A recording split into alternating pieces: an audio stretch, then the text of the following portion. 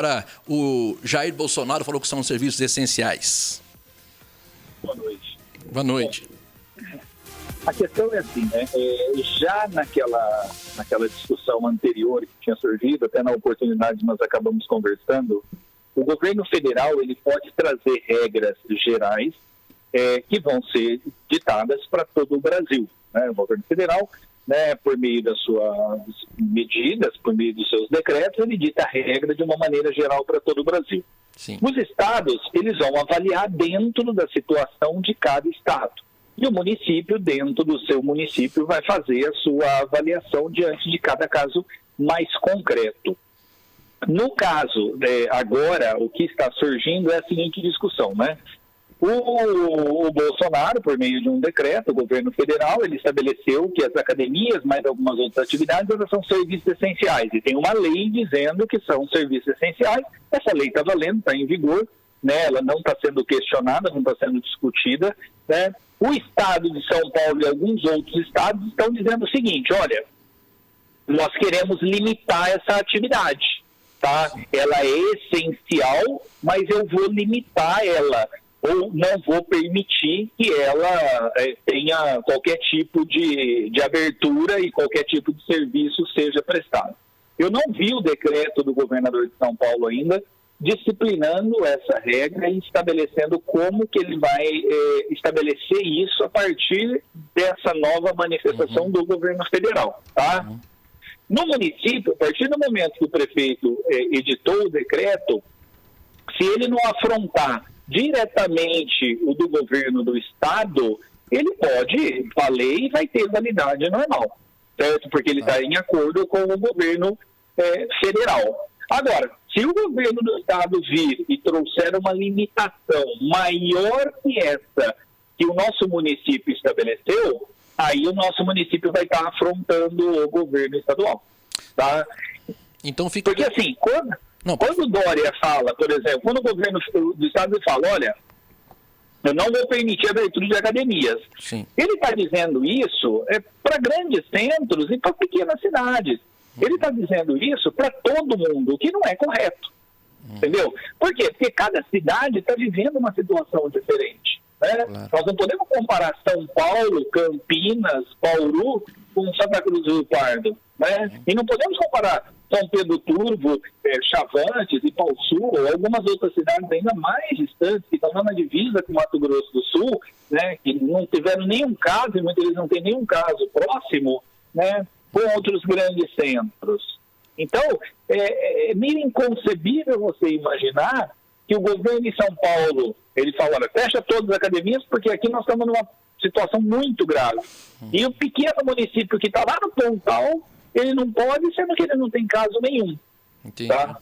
Você acha que, então, nessa opinião, então, dá a entender que você está dizendo o seguinte, doutor, por exemplo, caberia, de repente, para o governo do estado, no caso, o governo do estado de São Paulo, o governador João Dória, já ter feito regionalizações de situações, acho que nem só para academias, mas, de repente, tem para outros segmentos, né?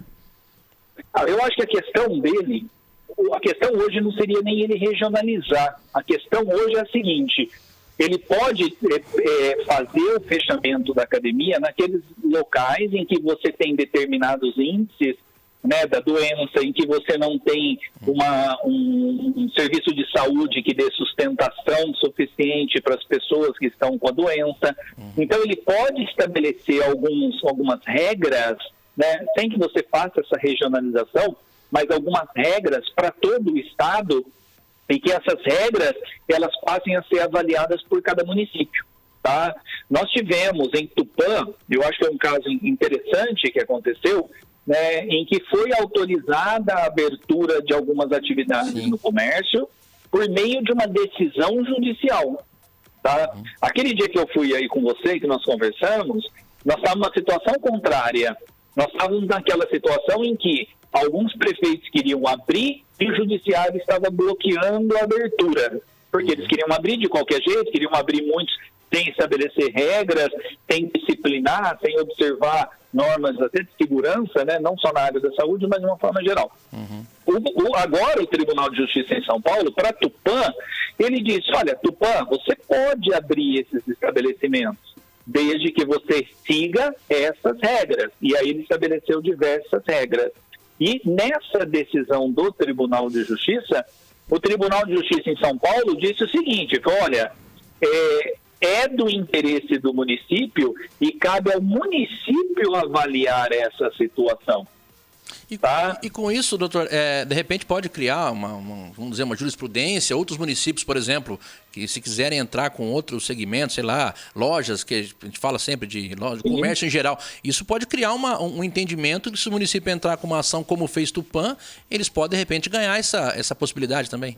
Sim, no caso de Tupã eu vi que Bastos, que é tudo naquela região, ele tinha entrado também com um mandado de segurança, né, pedindo a autorização de abertura, né, nos mesmos moldes de Tupã. Acho que Bastos também tinha conseguido. Eu vi um caso em Ribeirão Preto, se não me engano, em Jardinópolis, em que o prefeito estabeleceu algumas regras para voltar os professores da rede de ensino do município a trabalhar. Não a ter aula, mas a desenvolver e preparar atividades para que os alunos pudessem voltar a trabalhar. E houve um questionamento dizendo assim, mas o professor vai voltar a trabalhar, isso vai furar a quarentena, tal. E o tribunal disse, não, cabe ao município avaliar as normas de segurança, tudo mais e tal. Isso não afronta o governo do Estado, a partir do momento que o governo do Estado, ele não está impondo o que a gente chama lá, o lockdown, ele não está impondo esse fechamento total, né? Ele está deixando algumas lacunas, algumas aberturas. E dentro dessas lacunas e essas aberturas, cabe ao município disciplinar. Lembrando que isso também tem a ver com aquela decisão do STF, né? De os municípios poderem resolverem seus problemas, vamos dizer assim, né? Tá até essa própria decisão de Tupã, ele fala isso. Ele diz, olha, está como atividade essencial isso, tudo mais, tem a questão econômica, o governo do Estado disciplinou por meio do decreto, né, o nosso caso aqui, o governador Dória, e Tupã está disciplinando de acordo com os interesses do seu município, que não está afrontando as regras do governo do Estado. Certo. Tá? Para matar esse assunto, então, me fala uma coisa, doutor. De repente, o cara da academia aqui resolveu abrir, vai cumprir as regras e tal. Existe, por exemplo, algum risco de É raro, né? Ainda mais a gente está longe do centro de São Paulo, que é a capital, que tem muito isso, mas aqui, vamos supor, vamos pensar que vai acontecer uma coisa diferente. O cara abre a academia e um fiscal do Estado, de algum motivo, chega lá e fala, opa, não é para estar aberto. Isso pode acontecer? E se acontecer, o que o empresário, dono de academia pode fazer, por exemplo? Bom, a primeira questão, a gente tem que ver como o prefeito vai manter ou não o decreto. Eu acredito que ele vai manter o decreto, pelo que eu vi ele falando, uma vez que é atividade essencial, disciplinada, né, pelo governo federal, uma vez que ele disciplinou, né, eu não posso falar que não é, porque cabe a ele essa disciplina, ele disciplinou o governo federal, e o governo municipal editou essa regra com amparo nisso. Tem que ver o que o governo, o Dória, ele vai colocar no decreto dele, tá? Se ele chegar amanhã e mudar as regras e falar tem que fechar todos esses estabelecimentos comerciais sem nenhuma possibilidade de abertura, aí o município ele está sujeito a uma fiscalização e aí cabe aos interessados, ao próprio prefeito municipal, questionar o decreto do governo, como fez Tupã, né? Ele questionou o decreto do governador, dizendo o seguinte, olha, eu tenho liberdade para disciplinar a respeito desse assunto. Então, hoje, por exemplo, se os donos de academia, se do comércio, eles se sentirem lesados ou preocupados com essa situação, o que eles podem fazer? Entrar com mandado de segurança dizendo, olha, eu vou seguir aqui o decreto do prefeito, que permitiu a minha abertura com essas regras que foram ditadas aqui, e nós vamos observar essas regras. Tá? Então... Eu, na minha visão, na minha opinião, o decreto do prefeito, nesse caso, ele é bem restritivo, ele permite a abertura com muita responsabilidade, né, por parte dos proprietários, dos professores, tudo mais, e eu vejo isso como algo bom. Tá? Por quê? Porque você volta a ter atividade, você tira da clandestinidade aquilo que muitas vezes estava acontecendo, porque o cara muitas vezes está dando aula com a porta fechada, o cara do estabelecimento... Salão de beleza, né? Pode atender escondido. Está atendendo muitas vezes escondido. Então, a partir desse momento que você diz, olha, você pode atuar, só que você vai atuar com responsabilidade e com essas regras. Para o dono do estabelecimento é muito bom, porque a partir de agora ele está amparado num decreto do prefeito. Tá? Para nós, como um todo, é muito bom. Por quê? Porque nós estamos dando apoio para eles trabalharem com responsabilidade. Né? E a gente vai poder cobrar agora. Falar, você está fazendo isso? Você está permitindo isso? Está vendo aqui? O cara não precisa mais fazer nada escondido.